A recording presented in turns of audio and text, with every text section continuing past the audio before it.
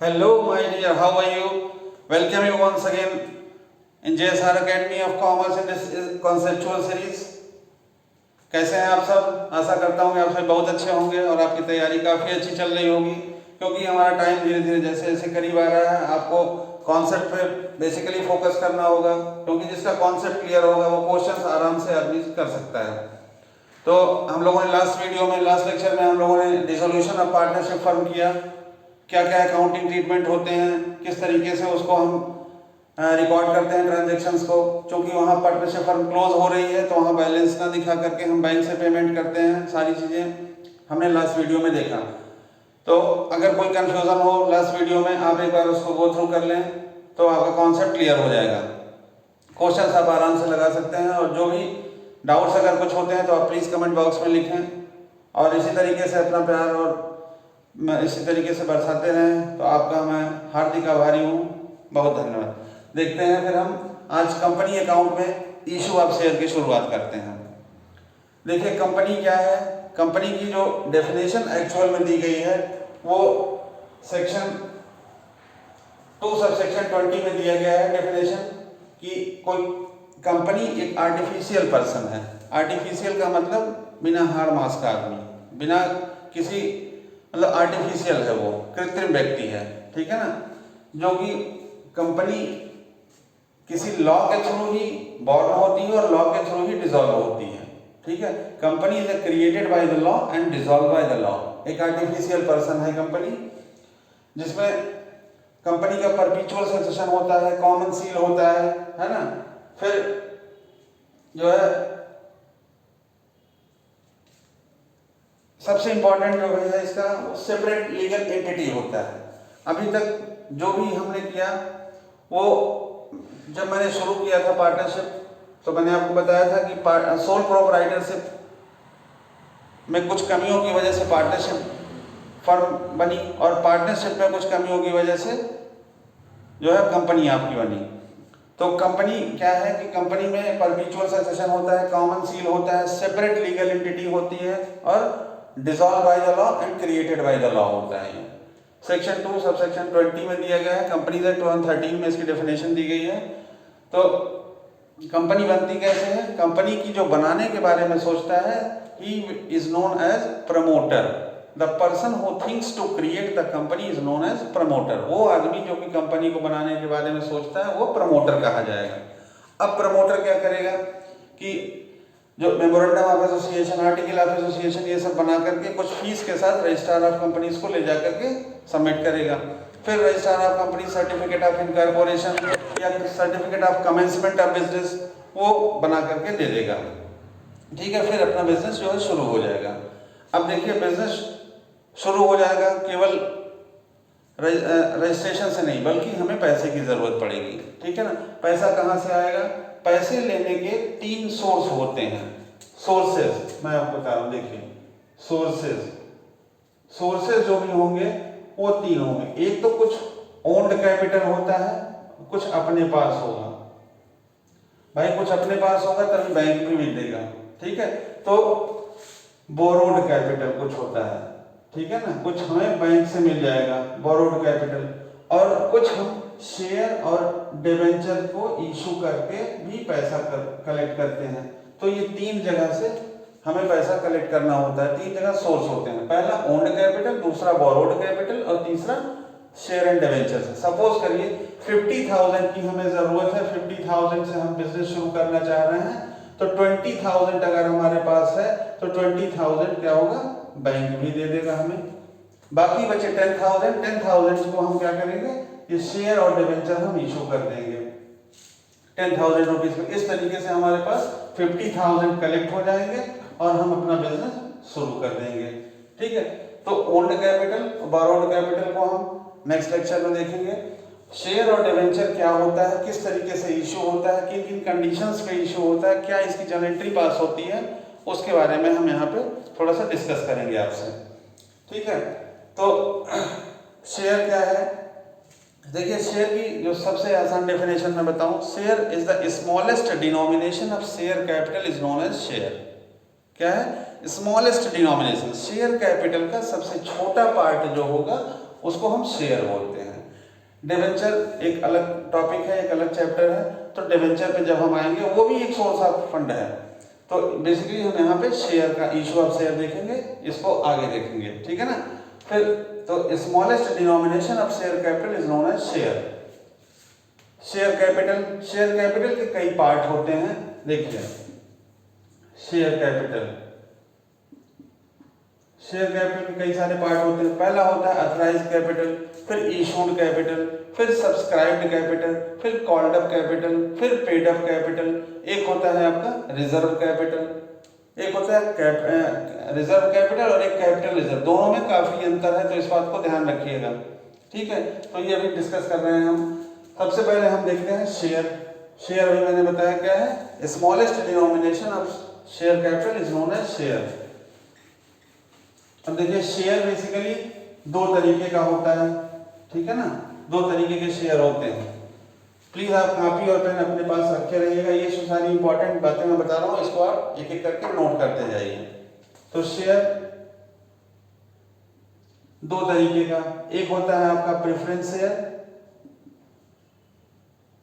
और दूसरा होगा इक्विटी शेयर। प्रेफरेंस शेयर और इक्विटी शेयर दो तरीके के शेयर है। प्रेफरेंस शेयर क्या है? प्रेफरेंस शेयर जैसा कि नाम से ही समझ में आ जा रहा है कि प्रेफरेंस प्रायोरिटी है ना, प्रायोरिटी। हम किसी ग्रुप ऑफ शेयर्स को एक प्रायोरिटी दे रहे हैं। Priority in the sense right to receive the capital at first and right to receive the dividend at first. सबसे पहले डिविडेंड इनको मिलेगा, उसके बाद अगर कुछ बचेगा तो इनको मिलेगा, इक्विटी शेयर होल्डर्स को।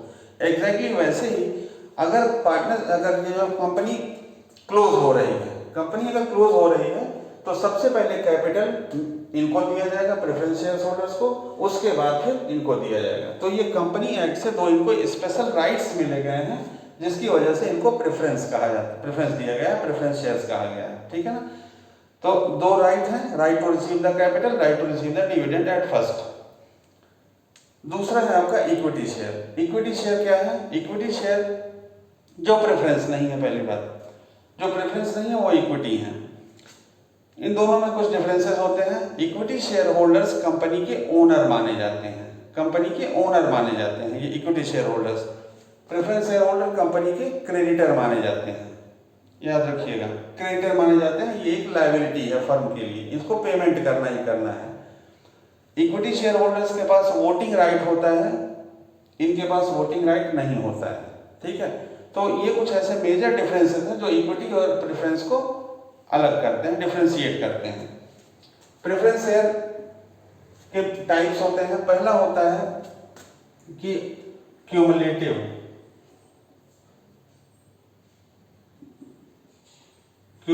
And non cumulative. Cumulative and non cumulative preference shares वो शेयर होल्डर्स हैं जिनमें चूंकि इनको डिविडेंड देना सबसे पहले जरूरी है, चाहे फर्म को लॉस हो या प्रॉफिट हो, तो सबसे पहले हम इनको डिविडेंड देते हैं। कभी कभी ऐसा होता है कि अगर किसी साल डिविडेंड का पैसा नहीं दे पाते हैं तो अगले साल इस साल का भी ऐड करके दिया जाता है। तो जिनको ये राइट है वो क्यूमुलेटिव प्रेफरेंस शेयर्स हो जाएंगे, जिनको ये राइट्स नहीं मिला हुआ है वो नॉन क्यूमुलेटिव प्रेफरेंस शेयर्स होंगे, ठीक है ना। दूसरा होता है पार्टिसिपेबल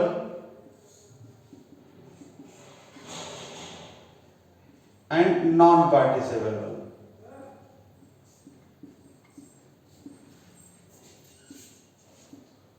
participable and non participable. Participable preference shares वो शेयर होल्डर होंगे जिनको एक्सेस प्रॉफिट में कंपनी पार्टिसिपेट करवाने जा रही है, ठीक है ना। जिनको एक्सेस प्रॉफिट में कंपनी पार्टिसिपेट कराने जा रही है वो पार्टिसिपेबल प्रेफरेंस शेयर्स बोले जाएंगे, और जिनको ये राइट नहीं है वो नॉन पार्टिसिपेबल हो गया, ठीक है ना। इसके बाद तीसरा है आपका redeemable and non redeemable.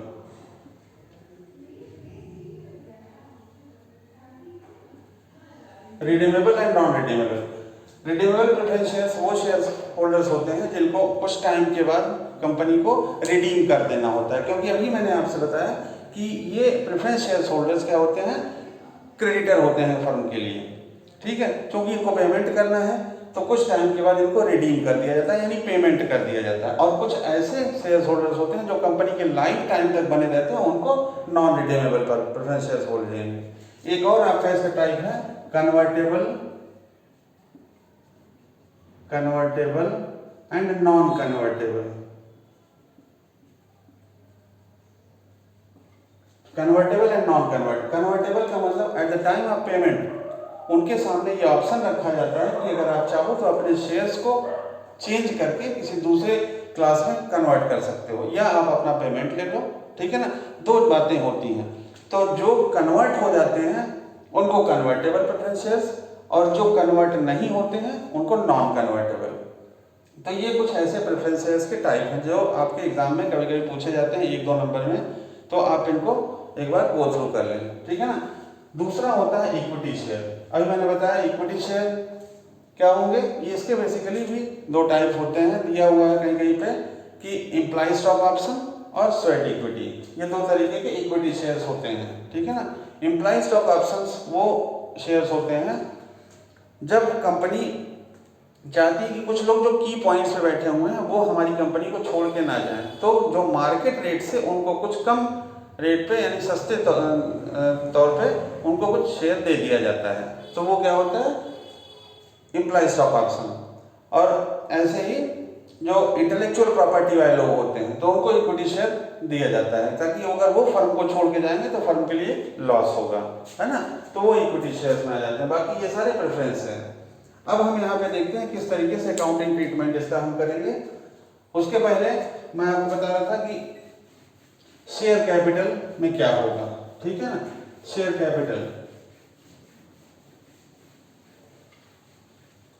Capital के कई पार्ट होते हैं। पहला होता है अथराइज्ड कैपिटल। पहला है अथराइज्ड कैपिटल। अथराइज्ड कैपिटल वो कैपिटल होता है जो कि कंपनी के मेमोरेंडम ऑफ एसोसिएशन के कैपिटल क्लास में लिखा गया है, that is the authorised capital. Company अपने लाइफ टाइम में उस अथराइज्ड कैपिटल जितना अमाउंट लिखा हुआ उससे ज़्यादा कभी शेयर इशू नहीं कर पाएगी। लेकिन अगर कंपनी चाहती है फर्दर शेयर इशू करना तो कंपनी को एक प्रायर अप्रूवल लेना पड़ेगा कंपनी लॉ बोर्ड से, उसके बाद ही वो एक्सेस शेयर इशू कर पाएगी। तो that is the authorised capital. दूसरा क्या होता है इशूड कैपिटल। इशूड कैपिटल वो कैपिटल है जो कि कंपनी इशू करती है। कोई जरूरी नहीं है कि जितना अथराइज्ड हुआ सबका सभी इशू कर दिया जाए। फॉर एग्जांपल सपोज करिए 1000 शेयर्स हैं से कंपनी जो है अथराइज्ड हुई, 1000 शेयर से कंपनी अथराइज्ड हुई, ठीक है ना। इसमें से 900 शेयर्स को कंपनी ने इशू कर दिया, देन इशूड कैपिटल कितना हो जाएगा 900 शेयर्स का, और अथराइज्ड हो जाएगा 1000 शेयर्स का, ठीक है। ये जो डिफरेंस अमाउंट बचे हैं 100 शेयर्स के, इसको हम क्या बोलेंगे रिजर्व कैपिटल। रिजर्व कैपिटल याद रखिएगा, ये शेयर तब इशू करे जाते हैं जब कंपनी डिसॉल्व हो रही हो, उस टाइम पे जो लायबिलिटी का रिपेमेंट करना हो तब हम इन 100 शेयर्स को इशू करते हैं। इसलिए इसको रिजर्व कैपिटल कहा जाता है, इनको रिजर्व में रख करके करते हैं, ठीक है। दूसरा होता है कैपिटल रिजर्व। वो capital profit arising out of capital profit से कैपिटल रिजर्व बनता है, जैसे रीवैल्यूएशन का प्रॉफिट, जैसे premium on issue of share का profit, profit on sale of assets, ये सारी बातें वो कैपिटल रिजर्व से होता है, ठीक है, जो हम कैपिटल प्रॉफिट से बनाते हैं। तो वो यहाँ से अलग है, कंफ्यूज मत होइएगा क्योंकि कभी कभी क्वेश्चन में डिफरेंसेस पूछे जाते हैं 1 नंबर में। तो रिजर्व कैपिटल और कैपिटल रिजर्व दोनों अलग अलग चीजें। यहाँ पे क्या है रिजर्व कैपिटल है, ठीक है ना। तो ये 100 शेयर्स क्या हो गए रिजर्व कैपिटल हो गए। तो जितना हमने इशू किया वो इशूड कैपिटल हो गया। तीसरा सब्सक्राइब्ड कैपिटल। सब्सक्राइब्ड कैपिटल वो कैपिटल है जब पब्लिक की तरफ से जो डिमांड आता है कंपनी के लिए, ठीक है ना। ये 3 तरीके का हो सकता है, एक होता है इक्वल, एक होता है अंडर और एक होता है ओवर, ठीक है। इक्वल सपोज करिए 1000 शेयर्स हमने इशू किया, 1000 के लिए एप्लीकेशन आ गया, that is equal subscription. 1000 shares हमने इशू किया था, 900 के लिए एप्लीकेशन आया, that is under subscription. 1000 shares issue किया था, 1500 के लिए एप्लीकेशन आ गया, दैट इज ओवर सब्सक्रिप्शन। तो ये 3 कंडीशन बनते हैं इस सब्सक्राइब कैपिटल के, जो आगे आपको मैं बताऊंगा। तो इसमें थोड़ी थोड़ी चीजें आप अभी से सीखते थे ना, तो आगे प्रॉब्लम नहीं होगी। सब्सक्राइब कैपिटल, इसके बाद होता है आपका called up capital. Called up capital, called up capital क्या है? अब फाइनली जब अलॉट होने के बाद उनको अगली कॉल के लिए कंपनी जब कॉल करती है तो that is called up capital. इसके बाद लास्ट है आपका paid up capital. Paid up capital, paid up capital वो है कि फाइनली कितना शेयर होल्डर्स ने पे किया। सपोज 1 रुपए 10 रुपए का शेयर है, 10 रुपए में से 8 रुपए ही उन्होंने पे किया, तो 2 रुपीज नहीं मिला, यानी 2 रुपीज का कॉल सिनेरियर हो गया। वो माइनस करने के बाद जितना एक्चुअल में आता है फर्म के पास, कंपनी के पास, तो क्या होगा? That is the paid up capital. ये लास्ट में आपको बताया रिजर्व कैपिटल।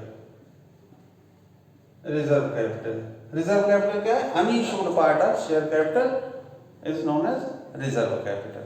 तो ये 5 ऐसे टाइप हैं जो कि हम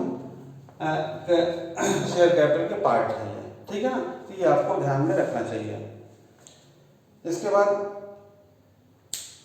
जो है हम इशू ऑफ शेयर शुरू करते हैं। क्या अकाउंटिंग ट्रीटमेंट होगा?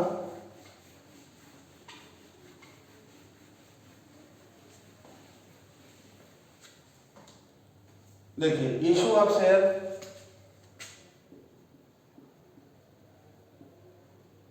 Equity share, basically equity share या प्रेफरेंस शेयर जैसा भी होगा, प्रेफरेंस शेयर, ठीक है। हम 2 तरीके से यहाँ पे इशू करेंगे, ठीक है। पहला होता है at par. At par, at par का मतलब जो भी फेस वैल्यू है शेयर की उस पर इशू कर देना। दूसरा होता है at premium. At premium, at premium का मतलब है कि कुछ एक्सेस पे 10 रुपीज का शेयर था, हमने 10 पे ही इशू कर दिया, that is known as at par, है ना। 10 पे था, 10 पे ही इशू कर दिया, जो उसकी फेस वैल्यू थी। प्रीमियम का मतलब होता है 10 प्लस कुछ एक्स्ट्रा लेकर के 2 रुपीज सपोज करिए एक्स्ट्रा लेकर के 12 रुपीज में इशू किया जाए। तो ये जो रिनाउंड फर्म होती है, रिनाउंड कंपनियां होती हैं, वो प्रीमियम पे अपना शेयर इशू करती हैं, फिर भी लोग परचेज करते हैं उसको। एट पार का मतलब जो फेस वैल्यू है शेयर की वही होती है, ठीक है। अब इसके अंदर थोड़ा सा जाएंगे तो फेस वैल्यू भी intrinsic value and extrinsic value होती है किसी भी शेयर की, ठीक है। फिलहाल वो आगे का पार्ट है, फिर हम यहाँ पे ये देखेंगे एट पार और एट प्रीमियम, ये 2 ही इस बार के बोर्ड में कोर्स में है, तो आप यही दोनों हम इस पर करेंगे, आप इसी को करिएगा, ठीक है। एट पार और एट प्रीमियम क्या क्या अकाउंटिंग ट्रीटमेंट होंगे, किस तरीके से हम इसको करेंगे, इसके लिए हम अगले वीडियो में मिलते हैं, क्योंकि अगर यहाँ अभी करेंगे तो वीडियो बहुत लंबा हो जाएगा, ठीक है ना। और जो है हम आगे इस नाते इसको करेंगे, ठीक है। आप इस वीडियो को देखते रहिए और जो भी मेरी सारी सीरीज़ हैं उसको लाइक करिए, कमेंट करिए और सब्सक्राइब करते रहिए, ताकि उन बच्चों का भी भला हो सके, वो भी बच्चे सीख सकें, समझ सकें, जो कि काफ़ी सुदूर बैठे हुए हैं, ठीक है। इस तरीके से आपका बहुत बहुत धन्यवाद, बहुत बहुत शुक्रिया, थैंक यू।